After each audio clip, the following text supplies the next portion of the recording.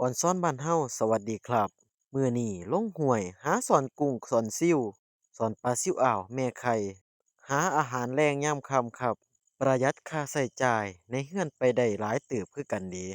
มื้อนี้น้ากับแม่เพิ่นเฮ็ดอวนลากปลาซิวน้อยแยงสอนกุ้งนี่ล่ะครับแต่ละพื้นถิ่นเอิ้นบ่คือกันเนาะครับบาดแรกแหกหมานก็พอได้เก็บอยู่เดะครับปลาเล็กปลาน้อยกุ้งซิวแหน่ปลากระเดิด บางพื้นที่ก็เอิ้นปลากะดีและปลาซิวอ่าวนำครับมีแต่แม่ใหญ่ๆทั้งหน้าผมว่าปิ้งแรงทั้งผมว่าอู้กินแซ่บๆเริ่มแล้วครับเริ่มสิบ่ลงโตเริ่มสิบ่ลงรอยกันแล้วเก็บช่วยกันคนละไม้ละมือครับเพราะว่าข้าวแลงเราก็บ่คันนึ่งคิดว่ามาสอนแล้วก็สิเอาไปกินแลงนั่นล่ะครับค่อยนึ่งค่อยเฮ็ดกับข้าวกินก็มีพอได้เก็บอยู่ดอกครับบาทละนิดบาทละน้อยล่ะครับผมสอนขึ้นมาก็เก็บสะสมกันไปมันบ่มีดอกว่าสิถูกหลายโลด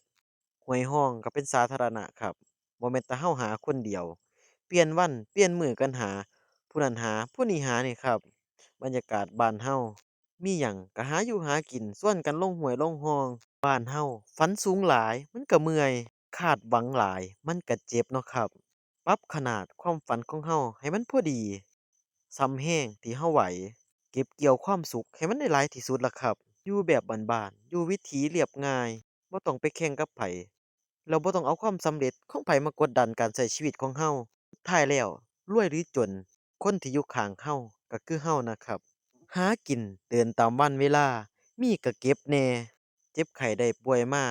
ก็สิบ่ได้รบกวนคนอื่นนะครับผมทุกคนก็มีภาระบ่คือกัน